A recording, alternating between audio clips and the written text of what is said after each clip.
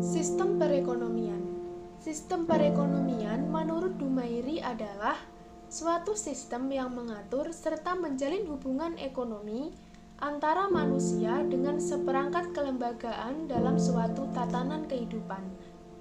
Ada berbagai sistem ekonomi yang digunakan oleh negara-negara di dunia. Beberapa di antaranya adalah sebagai berikut. 1. Sistem ekonomi tradisional. Dalam sistem ini, segala barang dan jasa dipenuhi oleh masyarakat. Pemerintah hanya bertugas memberikan keamanan. 2. Sistem ekonomi terpusat.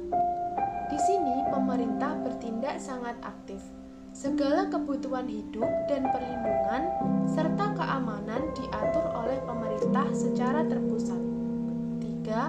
Sistem ekonomi pasar. Pada sistem ini, siapa saja bebas memproduksi barang dan jasa. Tetapi, ini berakibat pada masyarakat yang kaya akan semakin kaya dan yang miskin akan semakin miskin. 4. Sistem ekonomi campuran. Sistem ini umumnya diterapkan oleh negara-negara berkembang. Dalam sistem ini, sektor swasta dan pemerintah sama-sama diakui. Sistem perekonomian di Indonesia.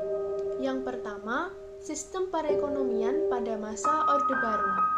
Orde Baru berlangsung mulai dari tahun 1945 hingga 1968. Dalam jangka waktu tersebut, Indonesia secara bergantian menggunakan sistem ekonomi liberal dan ekonomi komando. Yang pertama, sistem ekonomi liberal. Sistem ini berlangsung pada tahun 1950 hingga 1957. Pada saat itu, ekonomi terfokus pada mengganti struktur perekonomian kolonial menjadi struktur perekonomian nasional. Beberapa kebijakan pemerintah untuk memperbarui perekonomian pada masa ini adalah sebagai berikut. 1. Melakukan industrialisasi yang dikenal dengan Rencana Sumitra. 2. Finansial ekonomi atau FINEK. 3. Pembentukan Biro Perancangan Nasional. Namun, sistem ini dirasa belum mampu mengantarkan Indonesia pada kestabilan nasional, sehingga sistem ini diganti dengan sistem ekonomi komando. Sistem ekonomi komando.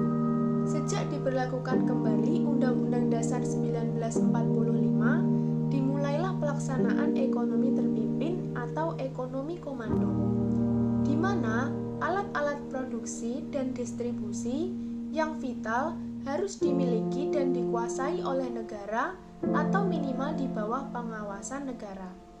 Beberapa upaya pemerintah untuk memperbaiki masalah ekonomi di era ini adalah sebagai berikut.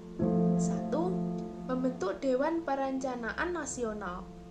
2. Centering atau devaluasi mata uang rupiah. 3. Menekan laju inflasi. 4. Deklarasi ekonomi. Dan yang kelima adalah dana revolusi. Yang kedua, sistem perekonomian pada masa Orde Baru.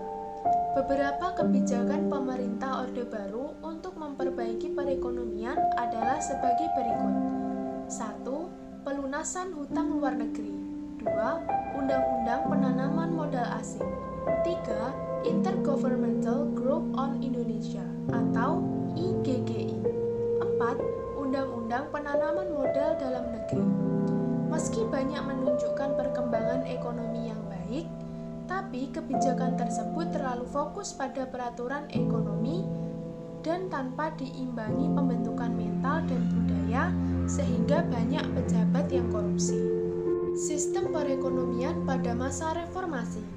Pada tanggal 10 Maret 1998, sistem ekonomi Pancasila disepakati sebagai sistem ekonomi yang sepatutnya diterapkan di Indonesia. Landasan konstitusional ekonomi Pancasila adalah dipergunakannya Undang-Undang 1945, terutama pasal 33 ayat 1, 2, dan 3 dan landasan idealnya adalah Pancasila. Pada pasal tersebut dinyatakan bahwa 1. Perekonomian disusun sebagai usaha bersama berdasarkan atas asas kekeluargaan. 2. Cabang-cabang produksi yang penting bagi negara dan yang menguasai hajat hidup orang banyak dikuasai oleh negara. 3. Bumi dan air dan kekayaan alam yang terkandung di dalamnya dikuasai oleh negara dan dipergunakan sebesar-besarnya untuk kemakmuran rakyat. Nah, untuk poin selanjutnya adalah ruang lingkup ekonomi. Ruang lingkup ekonomi merupakan konsumen dan produsen. Pada dunia ekonomi, produsen dan konsumen merupakan individu pada setiap rumah tangga, masyarakat, organisasi, dan perusahaan. Nah, ruang lingkup ekonomi ini dibagi menjadi dua bagian. Yang pertama ada ekonomi mikro dan yang kedua ada ekonomi makro. Nah, yang pertama kita bahas adalah ekonomi mikro. Jadi ekonomi mikro itu apa sih? Jadi ekonomi mikro itu adalah cabang ilmu ekonomi yang khusus mempelajari mengenai bagian kecil ekonomi, baik itu dimulai dari aspek individu sampai dengan keseluruhan kegiatan dalam perekonomian. Biasanya dapat diidentifikasikan melalui perilaku konsumen dan produsen atau proses jual beli. Yang kedua adalah ekonomi makro.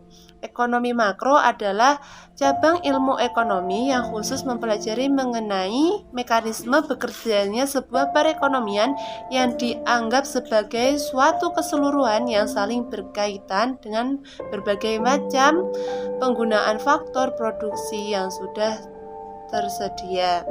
Nah, apa sih tujuan dari ekonomi makro itu? Yang pertama, yaitu menciptakan lapangan pekerjaan. Yang kedua, produksi dalam negeri tinggi. Yang ketiga, ekonomi yang stabil. Yang keempat, menyetabilkan neraca pembayaran. Dan yang terakhir adalah pendapatan penduduk yang merata.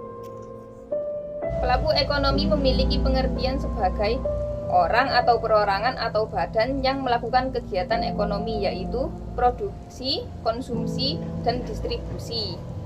Pelaku ekonomi ada 3, yaitu rumah tangga, keluarga, rumah tangga perusahaan, dan pemerintah. Rumah tangga keluarga bisa melakukan kegiatan produksi dan konsumsi. Kegiatan produksi yang dilakukan adalah menjadi karyawan atau memiliki modal. Kegiatan konsumsi yang dilakukan adalah menjadi konsumen seperti menggunakan air dan listrik. Yang kedua adalah rumah tangga perusahaan. Perusahaan bisa berperan sebagai produsen dan konsumen. Berperan sebagai produsen apabila mereka melakukan kegiatan produksi. Berperan sebagai konsumen ialah dengan melakukan kegiatan konsumsi sebagai berikut. 1. Pengadaan bahan-bahan yang merupakan bahan pokok. 2. Pengadaan alat atau sarana yang untuk proses produksi. 3. Pembayaran upah karyawan. Yang ketiga adalah rumah tangga pemerintah. Rumah tangga negara atau pemerintah merupakan kelompok masyarakat yang berperan dalam mengkondisikan roda pemerintahan termasuk mengatur kegiatan kehidupan ekonomi.